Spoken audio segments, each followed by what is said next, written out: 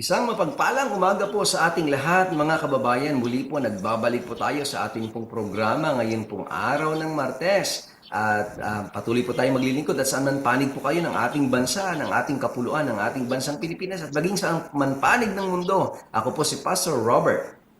Tayo po ay napapakinggan live sa Adventist World Radio Manila 89.1 FM. Maaari rin po itong mapanood sa Adventist World Radio official YouTube and Facebook pages. Kasama na rin ang NTFL Facebook page. So ngayong umaga, April 28, 2026, nais namin kayong maging bahagi ng aming programa kung saan ating tatalakayin ang mga kwento ng pagbabalik loob at pagbabagong buhay. Ako po si Kin. Sa tulong ng Diyos, bayan at pamalaan, ating tahakin ang landas ng kapayapaan at pag-unlad. Para sa lahat, kasama ang ating mga kapatid na nailigtas mula sa maling landas at kapamakan. Ako po, si Rose.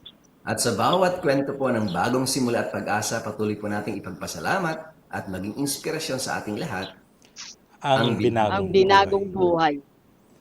At bago po tayo magpatuloy, let us seek the guidance of our Creator through a prayer. Tayo po'y manalangin, samahan niyo po kami mga kababayan. Banal na Diyos, sa araw na ito, nais po namin kayong maluwalhati sa panibagong araw na ito at sa amin pong pagtalakay ng mga istorya ng buhay ng pagbabago, ang inyong pangalan po ang siyang maitaas. At salamat po at sasamahan niyo kami, patawarin kami sa aming nagawang mga pagkakasala at pagkukulang at hangad po namin patuloy ang kapayapaan, ang lalong sumagana sa aming bansa sa pangalan po ng aming Panginoong Jesus. Amen.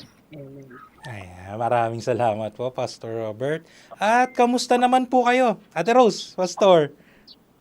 Yes, I'm back, I'm back sa ating office after so many weeks of travel at nakasama natin muli ang ating mga office staff sa region at sa ang family at ngayon ay fresh na fresh ang ating umaga at bagamat napakainit, tayo ay patuloy na maglilingkod. Oo, magandang umaga. Ate Rose, kumusta ka na? Ayan, napaka-init na umaga sa bawat isa sa atin. Init ang issue ngayon sa media. Pero ganun pa man, purihin pa rin ang Panginoon dahil tayo ay nagpapatuloy at ang ating pag-broadcast ay nananatiling nakasubaybay ang ating mga nanonood at tagapakinig sa ating programa. Ayan po. Opo, tama ka dyan, Ate Rose. At ganyan tama, sana patnubayan tayo lagi ng Panginoon dahil napakaganda naman talaga ng ating hangarin para sa Hindi natin lang kasama ngayon si Cassie, Kin? Opo. Meron lang siyang may sakit siya ngayon at sana gumaling na siya. Yes. Mapubuti ang kanyang lagay. At Ate Rose, siguro, Ayan. maaari natin pakilala ang ating guest ngayong umaga. Okay po, ipakikilala na po natin ang ating natatanging panaunin ngayong umaga. Siya ay bahagi ng katutubong tribong Tigwahanun at naging isa sa mga pinakabatang pinuno nito. Dahil sa mga masasamang karanasan niya at ng kanyang tribo, siya ay nahikayat sumapi sa armadong pakikibaka at nabansagang warrior dato. Sa kabutihang palad, siya at ang kanyang makasama ay nakapagbagong buhay na sa pagtutulungan ng pamalaan at ng Seventh-day Adventist. Aking ipinapakilala si Dato Jimboy Mandagit. Magandang umaga, Dato Jimboy. Good morning, Dato Jimboy. Yes, sir. Ayan. Si Dato Jimboy po ay live ngayon via phone patch. Medyo mahirap kasi yung signal sa kanila kaya yan, kakausapin natin siya sa telepono. Magandang umaga, Dato Jimboy. Ito po si Pastor Dulay. Para po sa Ang Binagong Buhay. Okay po. At magandang umaga po. Bumati po kayo, Dato Jimboy, sa mga nakikinig po natin. Live po tayo sa 89.1 FM. At ganun din po sa ating Facebook sa mga nakikinig at nanonood. Pwede po kayong bumati, Dato Jimboy. Yes, sir. Magandang umaga po sa lahat na tagapakinig at tagapanood sa 89.1 FM, lalo na sa Binagong Buhay. Ako po si Yes. Dato Jimboy mula sa Tribong Tigwahanun. Ito sa San Fernando, Bukidnon po. Dato, maraming salamat sa pagpapa-unlock mo. Gusto sana namin ikaw makita ng mukhaan. Kaso lang medyo meron tayong nagka-problema yung ating arrangement ng ating Zoom. Pwede mo bang ikwento sa amin, Dato Jimboy, ipakilala mo na rin ng lubos yung iyong sarili at ang iyong tribo at iyong napapakinggan tayo, i-share mo na rin sa atin gaano kalaki yung gaano ba kalaki ang responsibilidad bilang dato? Yes, boss, sir. Una po sa lahat, sir, ang aking lolo po ay isang warrior. Anak po sa tribong Matiglang Ilan, lalo na sa Tiguan, ating talog. Bago pa siya namatay, ako na po ang nagiging susunod na isang implementa dito sa aming tribo. Kaya, sunod ko kung ano ang payo ng aking lolo, paano pamahalaan ng tribo. Kaya, ako ay mahigpit po ako na nagbibigay ng bata sa aking tribo na bawal po yung mga pagnanakaw, yung mga masamang ugali. Yan po, sir, ang ginagawa ko sa mga tauhan ko. Almost po 5,000 families ng mga tauhan ko ng lulo ko. Kaya yan po, marami ang ginagawa ko sa akin, sir. Kin, parang nabanggit niya na 5,000 ba? 5,000 families? Tama Or ba, sir? Tao. Yes, 5,000 ba? 5,000 pamilya yung nasa ilalim ng iyong liderato? Yes, sir. Ayan, napakarami noon. Napakarami. Sa murang edad ni Dato Jimboy noon, nabigyan na siya ng ganong kalaking responsibilidad. Ayon nga sa research ko, sir, 15 years old kayo nang maging dato. Yes, sir. Oo. Isipin mo yun, no? 15 years old, may ganong responsable ka na sa ikabubuti ng mga nakasama mo sa tribo. Anong tribo, Dato? Anong tribo? Tiguhanon, sir. So, Tiguhanon. So, ito ay nasa lugar ng Bukid noon or bayan-bayan ng San Fernando? Anong eksaktong lugar para sa kapakanan ng ating tagapakinig? Yes, sir. Ang tribo Tiguhanon, sir, at Matigtalog, dito po natin makikita sa San Fernando Bukidnon. At para po sa kaalaman ng lahat, sir, ang Tiguhanon, yan lang po ang naparehistro sa aming tribo, sa aming mga lalo na sa salita at tribo namin. Kaya marami pa ang mga salita dito, sir, na hindi naparehistro sa atin sa gobyerno. Lalo na ang tribong Matiglangilan at Silang, Tinukpak, at ganun pa man ang sir, yung Pugi na tribe. Napakarami kasamang Kin, ng Opo. kanyang pinaglilingkuran dito sa Opo. almost 5,000 families. At go ahead, Kin. Alam ko nag-research ka dito at na-interview mo siya prior to this broadcast. Siyempre, sir, due diligence tayo dyan. Para lubos nating makilala talaga si Dato Jimboy. Ay, Dato Jimboy, medyo na yung audio nyo, baka masyadong malapit yata yung cellphone or mic niya sa inyo. Sa bibig. Ayan. Oo, mag-input po talaga yung sir. Ayan, okay na. Ay, sir, sa bigat ng responsibilidad nyo, siguro man nakita nyo po yung kalagayan ng inyong komunidad noon bago kayo napasali sa armadong grupo, no, sir? Sir, maaari mo bang ilarawan sa amin yung naging buhay nyo noon doon sa komunidad ninyo na naging sani para magtanim kayo ng galit sa pamahalaan, sir? Okay po, sir. Ito po ang mga nangyari, sir. Ang tribo namin noon, sir, ay masaya po kami na buhay dito sa kabundukan. Hindi na po kami nagbili ng mga pagkain kasi may sarili po kami pananim. At kita po namin, sir, sa tribo namin, wala kaming tulungan. Ang batas namin dito, ayon sa mapatunayan kung kasala kayo sa tribo ay mabigat. Wala kang ibang mapuntahan hindi sa community. Kaya ang mga tao ay parang organisado. Hindi po sila nagbawang masama ng mga gawain. Dahil tapo nila na ang aming batas dito ay stricto po talaga, sir. Kaya kami, dahil po kami ay nagka-isa, minsan, sir, ang katribo namin, bawat buwan may patagan kasi tinatawag yan na agad. Kaya pagdating ng panahon, may dumating 1999 hanggang 2001. Oo, ganun. Dumating yung mga natin, yung volunteers na mula sa Adventist. Diyan po sir, nagbagong buhay ang mga tribo kasi tinuro na kung paano mabuhay. Na hindi tayo mag-anim ng sama ng galit, lalo na mag-sakay ng kapwa tribo. Tinuro sa amin paano mag-anim. Kasi ang tribo sir, palipat-lipat. Bawat buwan, taon, palipat-lipat kami ng mga tirahan. Dahil ng mga misyonary, natutunan namin na magtayo ng responsibilidad at doon magpaaral ng mga bata. Ngayon, ang buhay namin, hindi kami makaintindi ng Bisaya, hindi rin kami marunong magsulat. Kaya parang nakakulong kami sa sariling tribo. Doon lang po kami sa kabundukan, palaging nakatira. Kasi noon, ang tribo at ang Hilingo at mga Bisaya ay nagkakaway.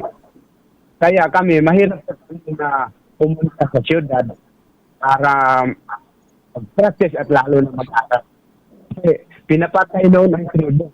At lalo na yung mga Bisaya din, kung makita ng tribo, pinapatay din. Dahil sa Adventist at missionary natin, kung nagkaroon ng maayos na relasyon, tribo at ang mga Bisaya.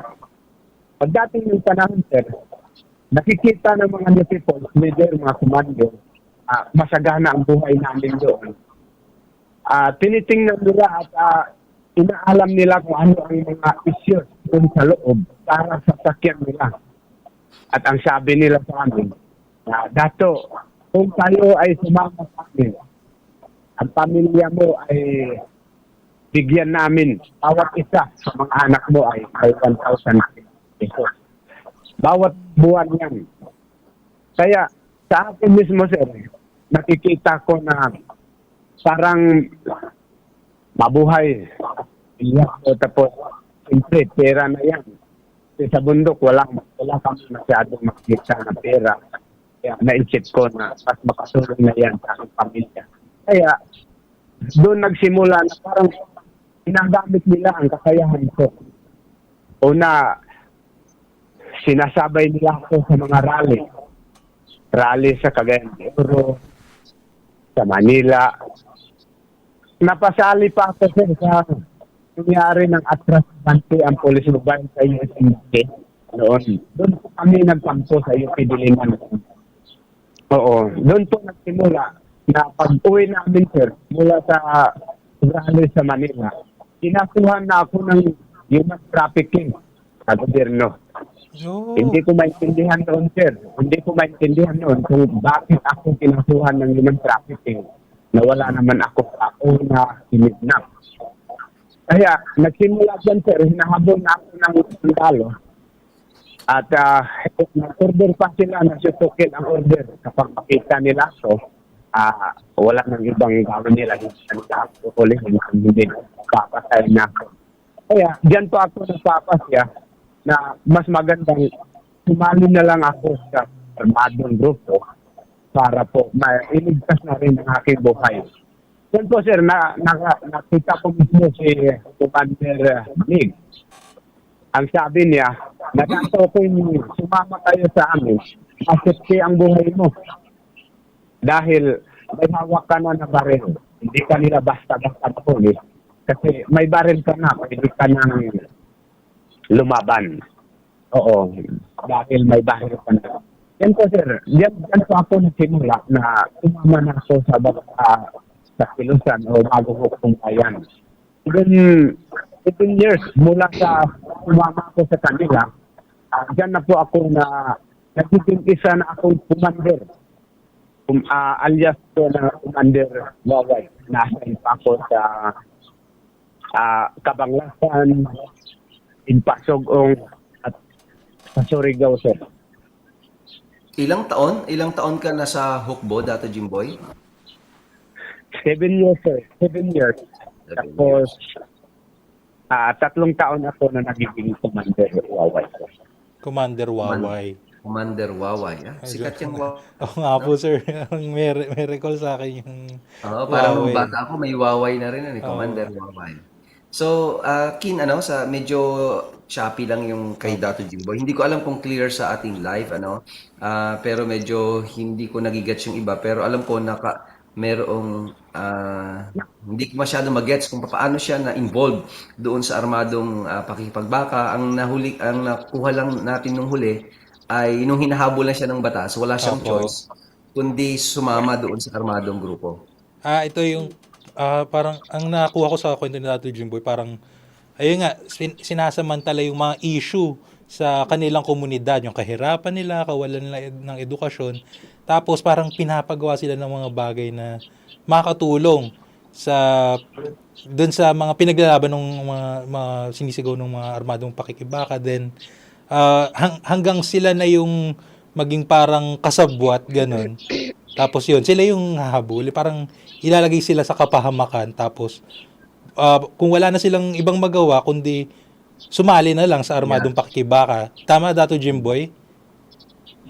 Yes po, sir. Ayun. Ginagawa po kasi nila, sir. Parang baling panliling lang, sir. Kasi ang sabi nila na, Dato, sabihin mo ang mga tauhan mo kung sino ang gustong maligo ng dagat, pumunta kayo sa Cagayan. Kaya, sir, dahil hindi po kami nakaligo at kahit sa pagkita lang ng dagat, hindi pa kami nakakita. Kaya mas marami sa tauhan ko ang sumama. Hindi namin alam, sir, na rally pala ang puntahan namin. Ayun. Kaya sumunod lang kami, sir, kung ano ang utos sa amin, sir. So, hindi nyo alam na rally yung pupuntahan nyo, sir? Hindi, sir. At, Ito ba yung mga doon sa UP, yung mga nagtatayo ang ng sabi tent pa doon? ng mga leader, sir, na kung sino yung gustong makakita at gustong makasakay ng airplane, makasakay ng barko, pwede kayong pumunta at sumama sa amin sa Manila. Mga Kaya, gustong sir, makakita. interesado sa tawanan ko na gusto makakita lalo na yung barko, ng airplane. Kasi minsan lang namin makita namin dito sa bundok, pero nasa ipapawid lang. At paano na kaya kung sa personal? Kaya marami ang sumama sa aking group. So yun, medyo nakakalungkot yun, no? Parang sinasamantala yung kakulangan ng... Innocence, ayun kanilang Opo. innocence. Is this a common ba to, Ate Rose, na nangyayari? Ayan, yung binahagi ni Dato Jimboy, kumbaga nagsisimula muna ang armadong pakikibaka doon sa komunidad na magsika. Alamin ang issue, alamin ang positibo at negatibo. Pagkatapos, makita nila yung usapin at yung problema doon sa komunidad, doon na sila magsisimulang dahil mahalaga sa kanila yung arouse, organize, and mobilize. Yan yung tatlo na yan. Kaya kailangan magsisimula muna sila sa sika. Kung titingnan natin, sila Dato Jimboy, dahil siyempre, sa hirap ng buhay, hindi sila nakakababa. May usapin ng diskriminasyon sa pagitan ng Bisaya at ng tribo. Kumbaga, nagsagpang yung kanilang kakulangan o yung pagiging inosente nila bilang sila ay mga tribo.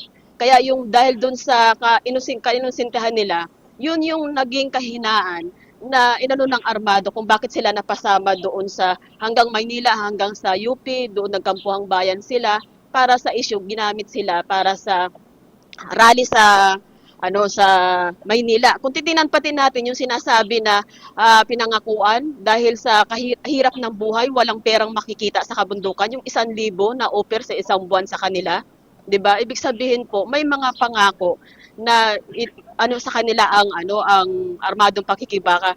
Dahil dun sa pag-rally nila, kumbaga uminit na sila dahil siyempre marami nga naman yung sumama, hindi nila alam kung ano ang pupuntahan.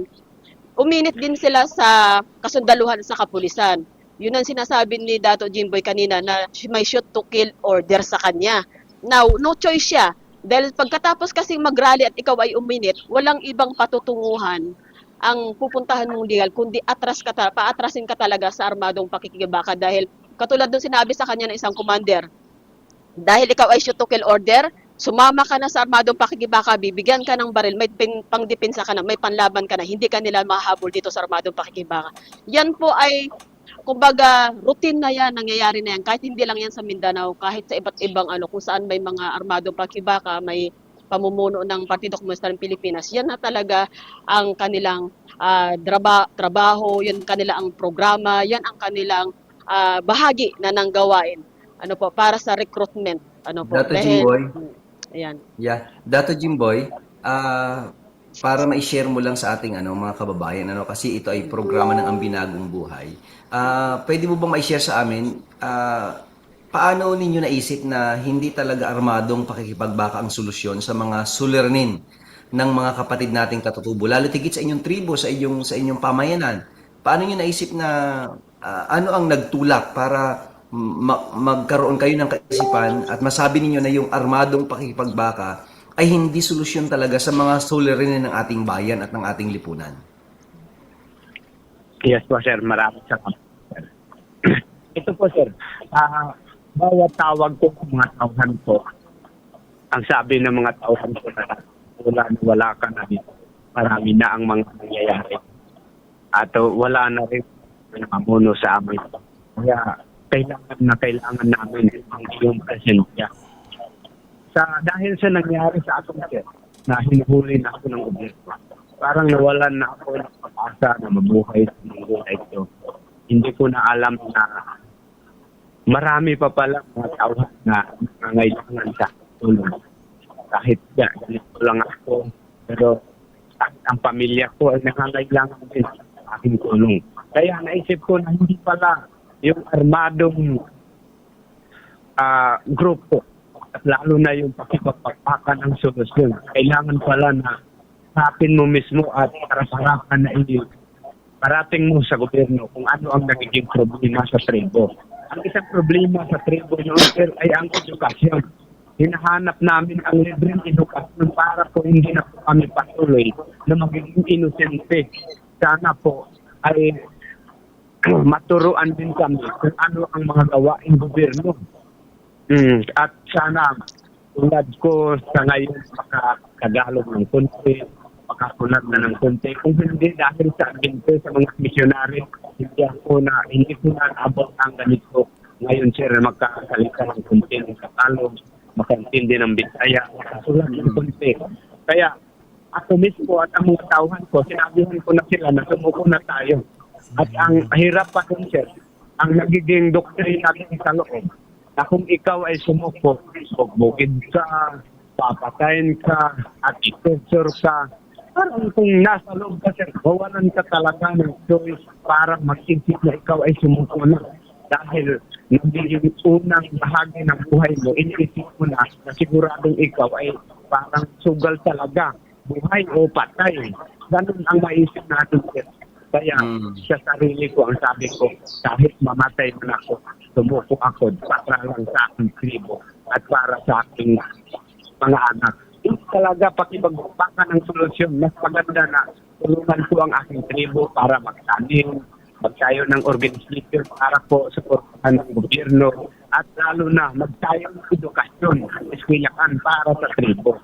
Para po hindi na po tulad sa akin na nalinlang at simpleng panghikayat lang.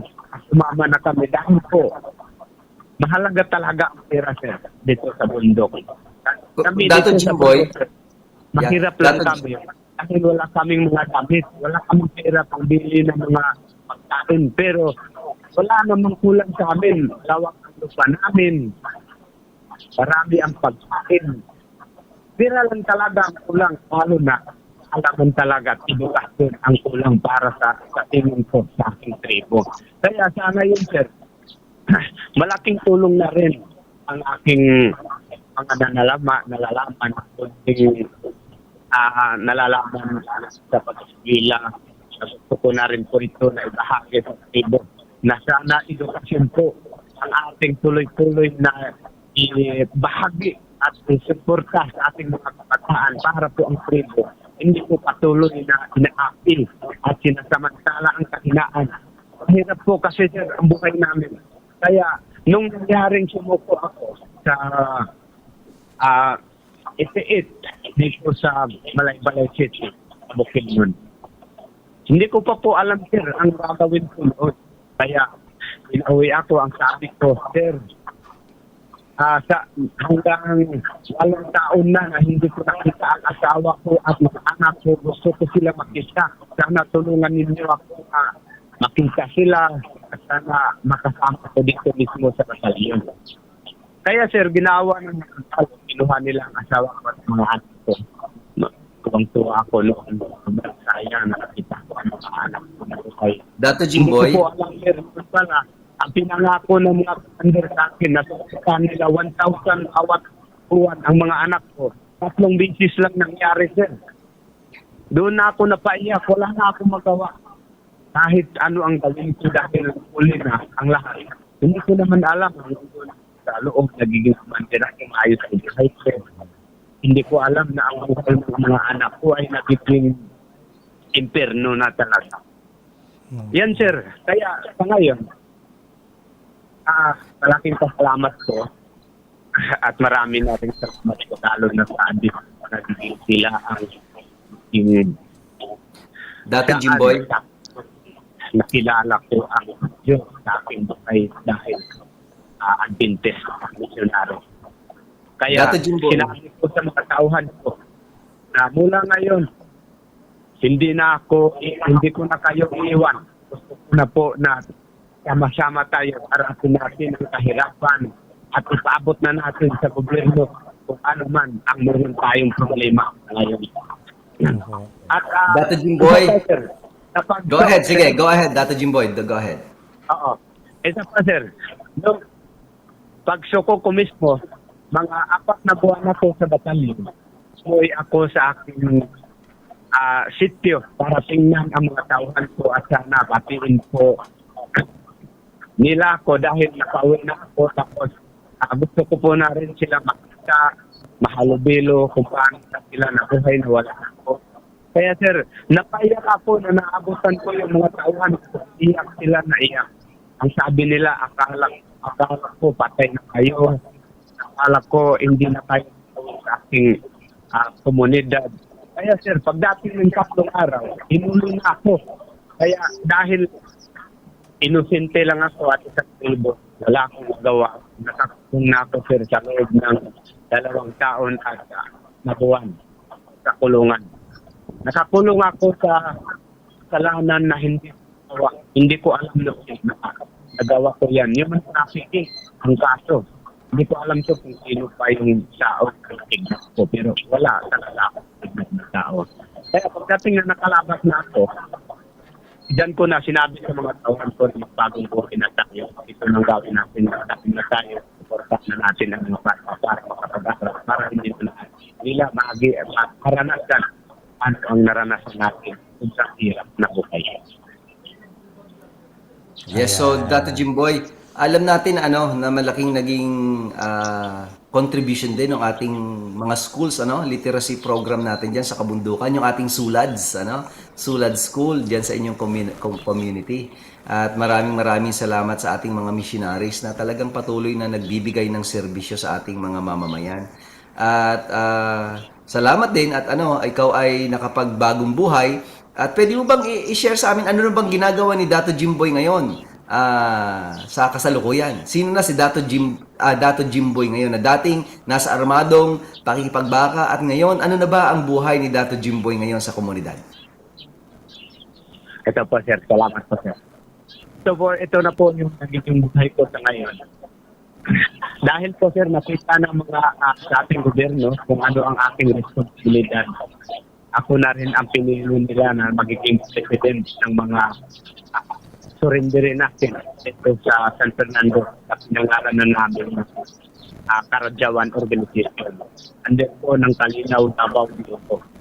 At meron na po ang malaking pasalamat ko po sa gobyerno dahil meron na po kaming national organization na buklod sa kayapaan. Kaya patuloy po ako, isa rin po ako na Supreme Dato Tribo Tiguhano din ngayon dito sa San Francisco, lalo na sa komunidad dito sa Sitio Tibugawan, Barangay Kapayan. So sa ngayon sir, mula ng una, nakapagsimula na ako sa pagkay, meron na sana akong kalagaw 4 na raso, meron palong kabayo. Dahil nakakulong sir, doon ko nagsimula. Wala lahat. Tiniis ko ang hirap. Kahit 2 bisis ang kami makakain. Ang saya ko na sila na nakasama ko ang aking mga pamilya.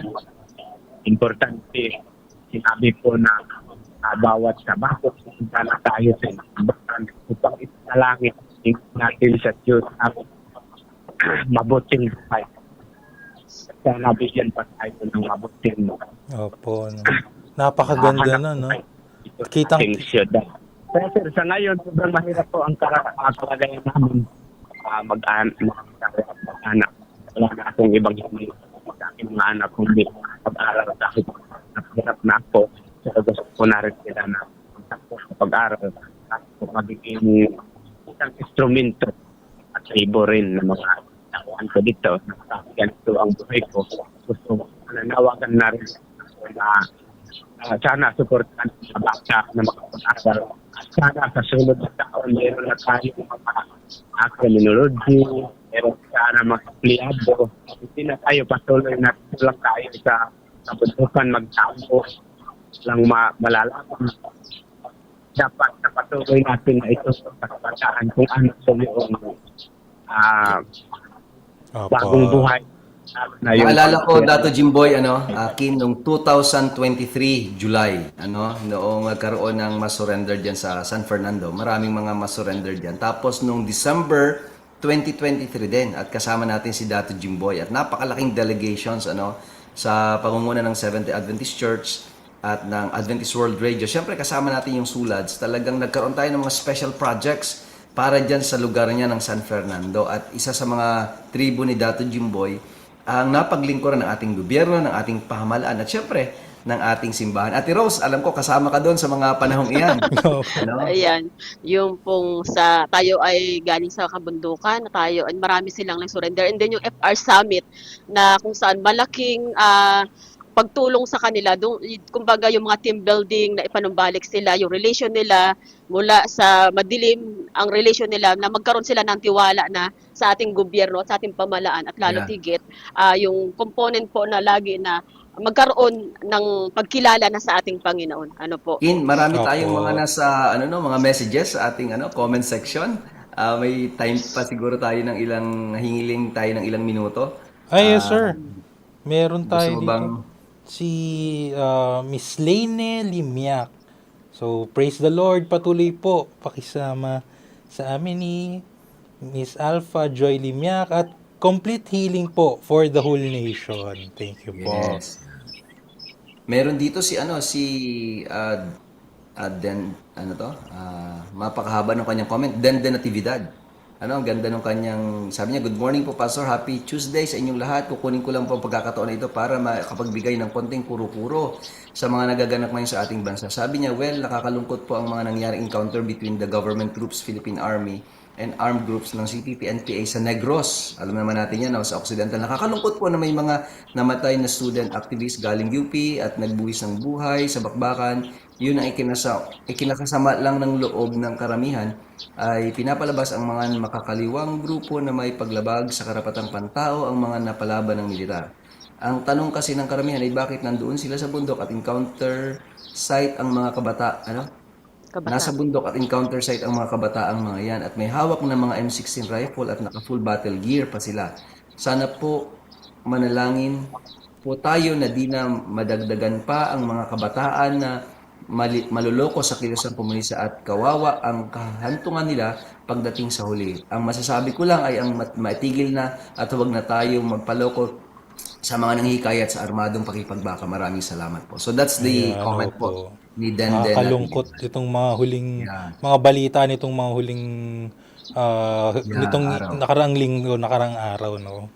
At, 19, ang alam ko 19 yung nagbuwis ng buhay doon. At mga karamihan sa kanila mga high-ranking officials ng armadong grupo.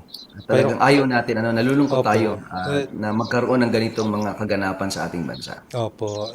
Dahil laban to ng Pilipino, laban sa Pilipino, parang nakakalungkot siya na kababayan mismo natin ang kalaban natin. At sana matapos na ito. At Ayo, sir, nga pala, no, para sa ating advocacy, pagpo-promote ng ating advocacy para sa kapayapaan at pagbagong buhay, nagsabi na si Pangulo na susuportahan niya ang extension ng amnesty. Yes, so Ayun. yung alam ko another 2 years ba, no? Opo. So, Ah, yun. Wait for further announcement para sa... good as approved ba yan? Hopefully we will wait for the final Opo. announcement po. Pero maganda po yung na-feature nitong nakaraang mga araw sa ating social media ng ating pamahalaan po ay patuloy na i-extend ang amnesty program para sa ating pong mga kababayan. Yes, at maraming salamat Dato Jimboy sa iyong pagpapaunlak at mabuhay ka, patuloy kang maging pagpapala sa iyong community diyan sa Mindanao at palaganapin natin ang kapayapaan at ang pag-ibig sa ating pamayanan at kasama ang simbahan, kasama ang pamahalaan, kasama ang lahat para po sa isang mapayapa at masaganang pamumuhay. Ate Rose. Ayan po, isang makabuluhang talakayan na naman ang ating natunghayan ngayong umaga at sana'y makasama namin muli kayo sa susunod pang mga episode. Ayan.